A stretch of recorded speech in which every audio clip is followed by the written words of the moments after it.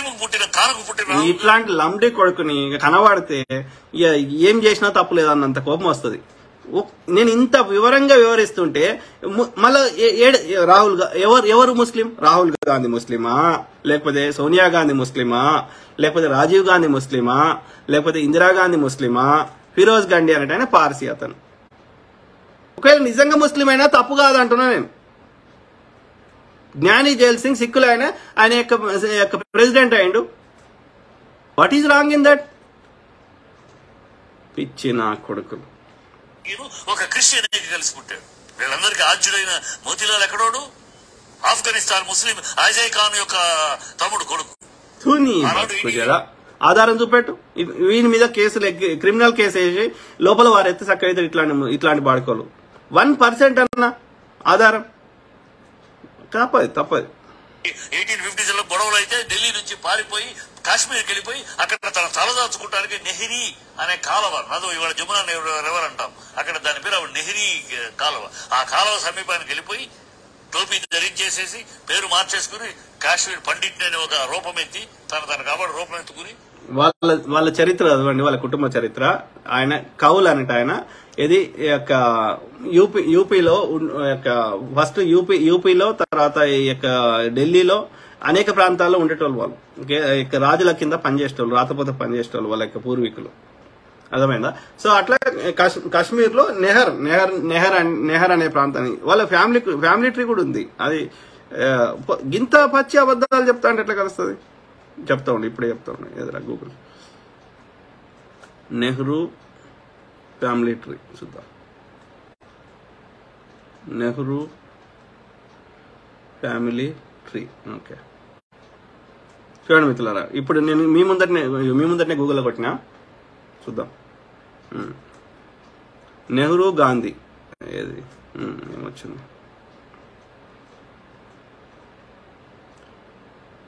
చిన్నగా ఉన్నాయి అక్షరాలు కదా, చదువుతుందా? ఒక్క నిమిషం చదువుతా, చూద్దాం, ట్రై చేద్దాం. అంటే అబద్ధాలు ఎందుకు చెప్తారని నాకు బాధ అవుతుంది. ఇట్లా చాలా చిన్నగా ఉన్నాయి మిత్రులు, చాలా చిన్నగా ఉన్నాయి అక్షరాలు. ఇలా ఇది క్లియర్ ఉందా?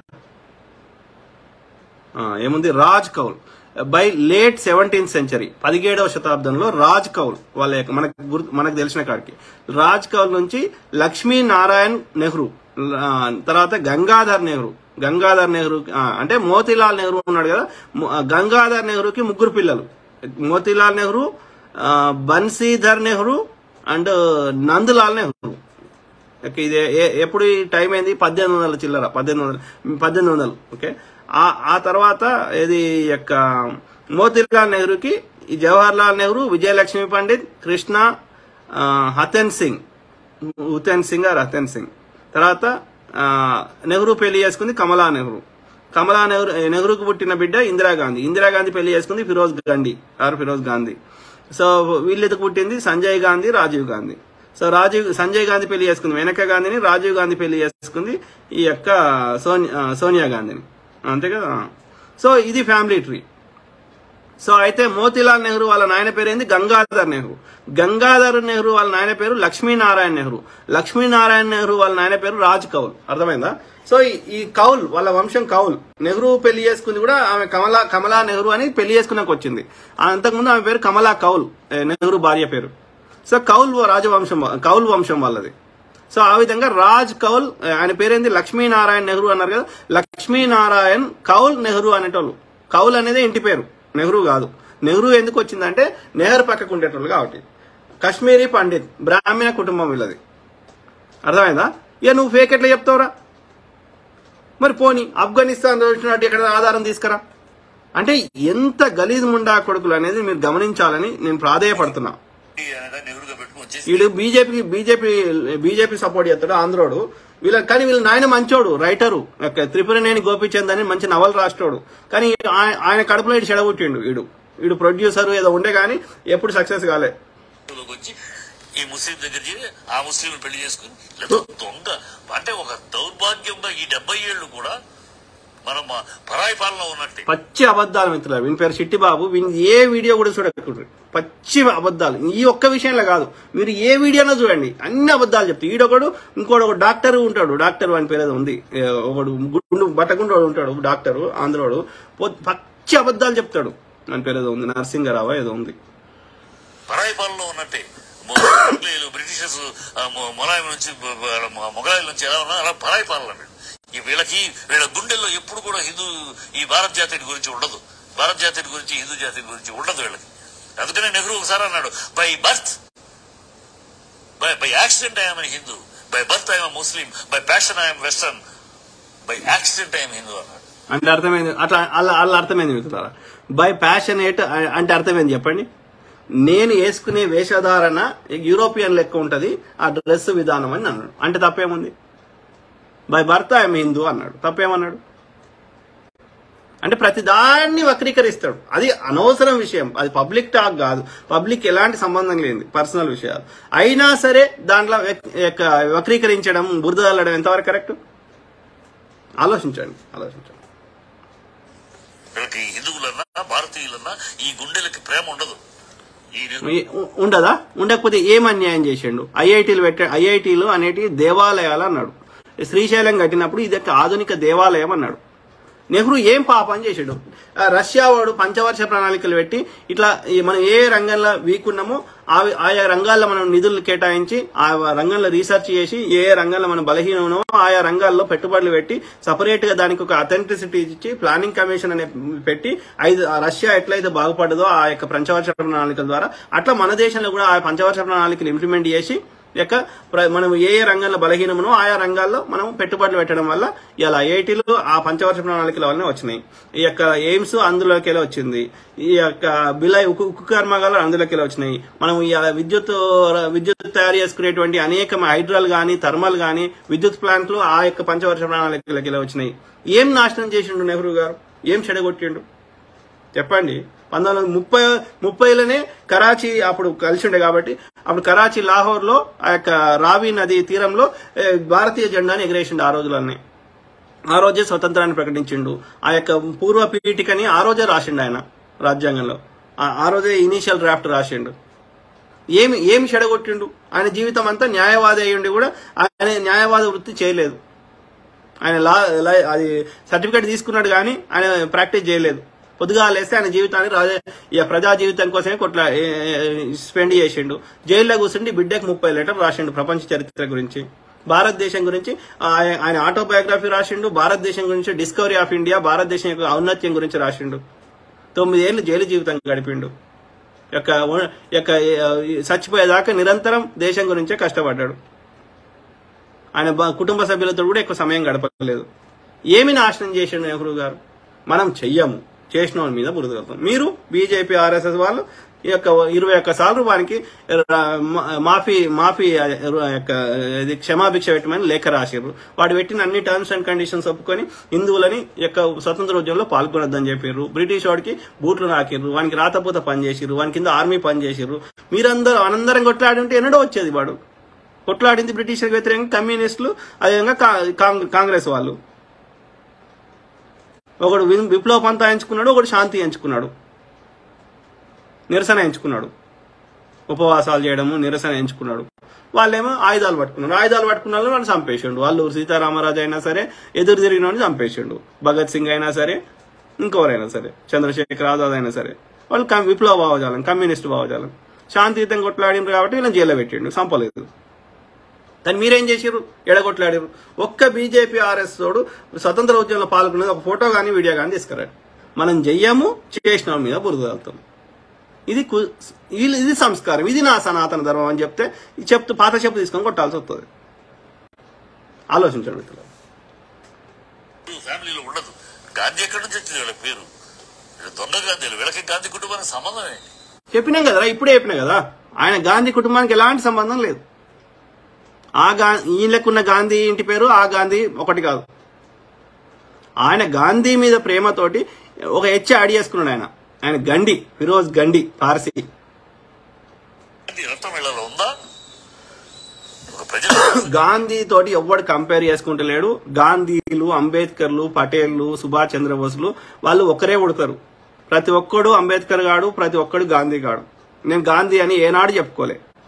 రాహుల్ గాంధీ గారు వాళ్ళ తాతతోటి, వాళ్ళ ముత్తాతతోటి, లేకపోతే వాళ్ళ నాయనమ్మతోటి కంపేర్ చేస్తే వద్దు నన్ను కంపేర్ చేయకండి అని ఎన్నోసార్లు అన్నాడు. సో చాలా ఏమంటారు, ఒక నిబద్ధత గల వ్యక్తులు, ఒక డౌన్ ట్రాడెన్ అంటే ఏమంటారు, అంటే ఇట్లా దికాని చూపెట్టేది ఇట్లా ఉండదు. ఇట్లా ఎంత చరిత్ర ఉన్నా గొప్ప చెప్పుకోవాలని ఉండరు. అందుకే మాకు రాహుల్ గాంధీ ఎందుకు నచ్చుతాడు? నిజాయితీ ఉంది కాబట్టి, నిబద్ధత ఉంది కాబట్టి అందుకు నచ్చుతాడు. వాళ్ళెవరో వాళ్ళ తాత ఎవరో గాంధీయో ముత్తాత గాంధీ అని కాదు. ఆవిడ పెళ్లి లవ్ చేసిందంట, లవ్ చేస్తే నెహ్రూ గారు ఒప్పుకోలేదట, ప్రోగ్రెస్ అవుతారు ఒప్పుకోలేదా, అందుకని ఫిరోజ్ గారు ఎవడన్నాడు నెహ్రూ గారు ఒప్పుకున్నారో లేదో మనకు తెలుసా? ఒప్పుకోకపోతే పెళ్లి ఎట్లయ్యేది? ఏ తండ్రి అయినా సడన్ గా నేను పెళ్లి చేసుకుంటే ఒప్పుకోరు. వాళ్ళ చరిత్ర ఏంది, వాళ్ళకి మనకు సెట్ అవుతారా లేదో ఎవరైనా చూస్తారు. అది వెరీ కామన్. ఒక బిడ్డని ఒక ఇంటికి ఇస్తున్నప్పుడు వీడు నా బిడ్డని మంచిగా చూసుకుంటాడు లేదా ఏ తండ్రి అయినా ఆలోచిస్తాడు. What is wrong in that? ఈ చిట్టి బాబు బిడ్డని ఎవరిని పడతామని పెళ్లి చేస్తాడా? అది అరేంజ్డ్ మ్యారేజ్ కానీ లవ్ మ్యారేజ్ కానీ? ఏం మాట్లాడుతావురా? ముసలోడు అయినావు, సాగుకు వచ్చినావు, చెవుల ఇన్ని పోగులు పెట్టుకున్నావు. పిచ్చిలాంటి కొడుకు. రాజకీయాలకి పర్సనల్ లైఫ్ కి ఏం సంబంధం రా? మోడీ ఏం చేసిండో చెప్పుకో నువ్వు, నీ దమ్ముంటే. ఫిరోజ్ ఖాన్ ని గాంధీ గారు అడాప్ట్ చేసుకుని ఫిరోజ్ గాంధీ అన్నారట. అందుకని ఇప్పుడు ఇందిరా గాంధీ అయిపోయింది. సరే 3 వదిలేసావు కదా, 3 వదిలేసినాక మళ్ళీ ఇందిరాగాంధీ ఎందుకు? చూసినావా? మగని వదిలేసినాక ఎందుకు అంట. ఏం మాట్లాడతారు, ఎందుకు మాట్లాడతారు? మన హిందూ సాంప్రదాయంలో ఓడి చచ్చిపోయినరా అయ్యా. సో ఇప్పుడు రాజీవ్ గాంధీ చనిపోయాడు. అయితే ఈ సోనియా గాంధీ పేరు మార్చుకుంటారా? ఇప్పుడు ఎంతో మంది తల్లులు వాళ్ళ యొక్క భర్తలు కొంచెం రిలేటివ్లకి తక్కువ ఏజ్ లో చచ్చిపోతారు. అయితే పేరు మార్చుకుంటారా భర్త చచ్చిపోయినా? ఏం మాట్లాడతారు, ఎందుకు మాట్లాడతారు? ఆయన నా మొగుడు గాంధీ అయ్యాడు, అందుకని నా పేరు ఇందిరాగాంధీ. మరి మొగుడు వదిలేసావు కదా, డైవర్సిటీ చేసుకున్నావు కదా. ఇప్పుడు ఆమె ఉన్నది మన ఈమె పేరేంది, ఆయన యొక్క నరేంద్ర మోడీ పేరు పెట్టుకుంటే ఆమె తిడుతున్నాడు వాళ్ళ భార్యని, జశోదాబేన్ మోడీ అని పెట్టుకుంటే తిడుతున్నాడు. ఆమెను ఆ మోడీ పెట్టుకోవద్దని తిడుతున్నాడు. కానీ అట్లా ఉండదు మన సాంప్రదాయంలో. ఒకసారి పెళ్లి అయిందంటే అదే పేరు ఉంటది. మనకి ఎక్కువ సెంటిమెంట్స్ ఎక్కువ మన భారతీయ స్త్రీలకి. ఇందిరా నెహ్రూ మళ్ళీ కంటిన్యూ చేసుకోవచ్చుగా, ప్రజల్లో మోసం చేయటానికి. అరే పేరులేముందిరా అయ్యా, పేరులేముంది. ఆమె పేరు ఇందిరా. ఇక తోకలతో ఏం ఒరిగేదేంది? ఆయన ప్రియదర్శిని అని ఆయన పెట్టిండు, రవీంద్రనాథ్ ఠాగూర్ పెట్టిండు. విశ్వభారతిలో ఆ యొక్క బెంగాల్లో చదువుకుంటున్నప్పుడు ఆమె చూడ్డానికి అందంగా ఉంది, గుడ్ లుకింగ్ ఉందని ప్రియదర్శిని అని పెట్టిండు రవీంద్రనాథ్ ఠాగూర్. ఆమె పేరు ఇందిరా. ప్రియదర్శిని ఆయన పెట్టిండు రవీంద్రనాథ్ ఠాగూర్. తర్వాత ఈ యొక్క అదేంది నెహ్రూ అనేది తండ్రి పేరు తోక యాడ్ అయింది. తర్వాత భర్త పేరు గాంధీ యాడ్ అయింది. ఆమె పేరు ఇందిరా. నువ్వు ఆ తోకలు విలువకి రాయ్యా, ఇందిరా అని విలువ సాల్. ఒరిగేదేంది? ఒక క్షుద్రమైన ఆలోచన. గాంధీ అప్పటికింత మీడియా లేదు కనుక ప్రజలు గాంధీ అంటే ఆ గాంధీ అయ్యో స్వాతంత్ర జాతికి. గాంధీ అయితే ఏమవుతుందిరా? నాకు అర్థం కాదు. గాంధీ అయితే గాంధీ పేరు చెప్తే ఓటేస్తారా? గాంధీ పేరు చెప్తే నీకు స్పెషల్ ఫేవర్స్ వస్తాయా? రావు. అట్లయితే చిరంజీవి కొడుకు పేరు చెప్తే చిరంజీవి సినిమాలే ఆడతలేవు. చిరంజీవి కొడుకు పేరు చెప్తే మరి చిరంజీవి కొడుకు సినిమాలు చూడాలి.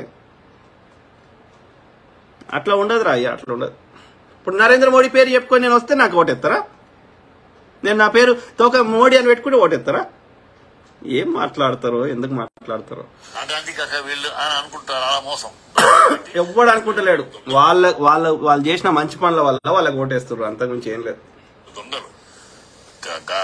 గాంధీలు, దొంగ భారతీయులు వీళ్ళు. గాంధీ మీదనే బురద అల్లిన వాళ్ళు మీరు. సుంతి చేయించుకొని గాంధీనే చంపిన వాళ్ళు. ఇప్పుడు కూడా గాంధీ విగ్రహ బొమ్మలు పెట్టి గాంధీని చంపిన సావర్కర్ని దేవుడని మొక్కేటోళ్ళు, గాంధీని చంపినటువంటి గాడ్సేకి పూజ చేసేటోళ్ళు, గాంధీకి బొమ్మ పెట్టి దాని వెనకాల తుపాకీ పెట్టి కాల్చేటోళ్ళు, మేక రక్తం తెచ్చి. మళ్ళీ మీరు గాంధీనే తిట్టిన వాళ్ళు, గాంధీ పేరు గాంధీ తిట్టితేంది, గాంధీ పేరు పెట్టుకున్న వాళ్ళని తిడితేంది? పెట్టుకోలేదు. ఫస్ట్ ఆఫ్ ఆల్ ఆ గాంధీకి ఈ గాంధీకి తేడా లేదు. కానీ నువ్వు గాంధీనే తిట్టినవానికి ఇంకా మళ్ళీ ఇంకా నీతులు చెప్పాల్సిన అర్హత కూడా మీకుందా అని నా డౌట్. కాదు వీళ్ళు కాదురా అయ్యా, కాదు. వాళ్ళు గాంధీకి ఎలాంటి సంబంధం లేదు. నేను బల్ల గుద్ది చెప్తున్నా, 1,00,000 సార్లు చెప్తున్నా. ఆ మహాత్మా గాంధీ గారికి ఆయన వైశ్యుడు అక్కడ ఏమంటారు, గుజరాత్ లో పోరుబందర్ లో ఒక వ్యాపార కుటుంబంలో పుట్టిన అతను. అక్కడ ఏమంటారు నాకు కరెక్ట్ తెలియదు, బనియా అంటారా వైశ్యుడు అంటారా ఏమంటారా కానీ వ్యాపార కుటుంబంలో పుట్టిన అతను గుజరాత్ లో పోరుబందర్ లో. ఆ గాంధీకి మహాత్మా గాంధీ మోహన్ దాస్ కరమ్చంద్ గాంధీ గారికి, ఓకే, మహాత్మా గాంధీ గారికి మహాత్మా అని ఇది రవీంద్రనాథ్ ఠాగూర్ పిలిచిండు ఆయన మహాత్మా అని గాంధీ గారిని. ఆయన పేరు మోహన్ దాస్ కరమ్చంద్ గాంధీ. బాపు అని సుభాష్ చంద్రబోస్ పిలిచిండు. ఎందుకంటే ఆయన యొక్క మంచి లక్షణాలు, ఒక మంచి అలవాట్లు, దేశం కోసం ఒక మంచి ఐడియాలజీ ఉంది కాబట్టి ఆయనను ఒక దేశం కోసం అంత బారిస్టర్ అయ్యిండి కూడా దక్షిణాఫ్రికాలో మన భారతీయుల కష్టాల కోసం కొట్లాడి అక్కడ చాలా పేరు ప్రఖ్యాతలు తెచ్చుకున్నాక నువ్వు అక్కడ చాలా కష్టపడ్డావు, అక్కడ బతుకులు మార్చినావు కదా, మేము ఇట్లా కష్టపడుతున్నాం, మాకు కూడా ఇక్కడ వచ్చి సాయం చేయమని అక్కడ గోపాలకృష్ణ గోఖలే, అప్పుడు కాంగ్రెస్ లో ఉన్నటువంటి మితవాది అయినటువంటి గోపాలకృష్ణ గోఖలే గారు బతిలాడితే వచ్చిండు గాంధీ గారు. అర్థమైనా? సో కాబట్టి మోహన్ దాస్ కరమ్చంద్ గాంధీ గారికి ఈ యొక్క ఇందిరాగాంధీ గారి కుటుంబానికి ఎలాంటి సంబంధం లేదు. ఇది వాస్తవం. వాళ్ళ పేర్లు అట్లా పెట్టుకోలేదు. అందుకని వాళ్ళు అలా మాట్లాడతారు. ఇలాంటి మాటలు ఈ ఆసరా చూసుకునే వాడు ఇమ్రాన్ ఖాన్ ఎప్పుడో ఎక్కడో ఇరాన్ లో జరిగిన సంభవం అది. ఇరాన్ లో ఒక పిల్లల్ని తీసుకొచ్చి లాగుతూ ఆ వీడియో తీసి ఇప్పుడు కా మీద జరుగుతున్న అల్లర్లు, అసలు ఇది కా అనేది సంబంధం లేదు, భారత ముస్లింలకు సంబంధం లేదు. అక్కడి నుంచి వచ్చిన వాళ్ళకి సిటిజన్షిప్ ఇస్తున్నాం. కాంగ్రెస్ ఇచ్చింది రిజిస్ట్రేషన్, కానీ వాళ్ళకి బతుకు ఎలా లేదు. వాళ్ళు ఎప్పటి నుంచి అడుగుతున్నారు. 2003లో మన్మోహన్ సింగ్ రాజ్యసభలో అడిగాడు, అయ్యా ఈ సిఏఏ మనం ఎంతో వచ్చి నానా అవసరాలు పడుతున్నారు, వాళ్ళు వాళ్ళ కఠినమైన జీవితం భరిస్తున్నారు, చూస్తున్నారు, వాళ్ళని మనం చూడవలసిన బాధ్యత భారతదేశానికి ఉందని అడిగాడు. తనే దీంట్లో అడిగాడు. ఈవిడ మమతా బెనర్జీ పార్లమెంట్ లో లిస్టు చూపించి మొహమ్మద్ విసిరేసింది. ఇది ఎప్పుడు తెలుస్తారు? వీళ్ళు ఇదిగో భారత చొరబరదారులు, ఇదేమో ఇండియన్, ఇది వీళ్ళేమో దక్షిణంలో వచ్చిన వాళ్ళు, ఎప్పుడు క్లారిఫై చేస్తారు, ఎప్పుడు యాక్షన్ ఎప్పుడు తీసుకుంటుంది ప్రభుత్వం? వాజ్పేయి పీరియడ్ లో వీడు ఆ మాట అడిగి పేపర్లే. ఇవాళ వీళ్ళు అది వద్దంటారా, అది కాదంటారా? రాజకీయ విభజన చేస్తారా మీరు? పాకిస్తాన్ ఓట్ల బ్యాంకు కోసం దౌర్భాగ్యపు ఎంతటి స్థాయికైనా, ఎంత నీచానికైనా దిగజారుతారా మీరు? ఏం దిగజారు నాకు అర్థం కాలే. నువ్వు బర్త్ సర్టిఫికేట్ చెప్పంటే ఎడకెళ్ళి తెస్తారా? మోడీ వాళ్ళ అమ్మని బర్త్ సర్టిఫికేట్ చెప్పంటే ఎడకెళ్ళి తెస్తాడు? మోడీ అంటే ఫేక్ క్రియేట్ చేస్తాడు, కానీ అందరు తెలియరు కదా. ఇప్పుడు గిరిజనులు ఉన్నారు, అడవుల తండాలలో ఉంటారు, ఏంది బర్త్ సర్టిఫికేట్ చెప్పంటే ఎడకెళ్ళి తెస్తారు? ఏదైనా చట్టం తెస్తే గోయింగ్ ఫార్వర్డ్ ఉంటుంది, బ్యాక్వర్డ్ ఉండదు ఎప్పుడు. ఇలా ఫలానా కొత్త చట్టాన్ని ఇంప్లిమెంట్ చేయాలంటే ఫలానా 2024 జనవరి నుంచి అంటారు. అప్పటి నుంచి లెక్క పెడతారు, అంతకు ముందు బ్యాక్వర్డ్ లెక్క పెట్టరాదు, చేయరాదు చట్టం. ఏం మాట్లాడతారో, ఎందుకు మాట్లాడతారో తెలియదు. అంటే అది అడ్వాంటేజ్ తీసుకుని వాడు అది ఎప్పుడో ఇరాన్ లో జరిగిన ఇన్సిడెంట్ ని వీడియో చేస్తాడు. భారతదేశంలో ఇప్పుడు జరుగుతున్న పరిస్థితి ఇమీడియట్ గా మన వాళ్ళు టప్ టప్పని స్పందించి దాని ఒరిజినల్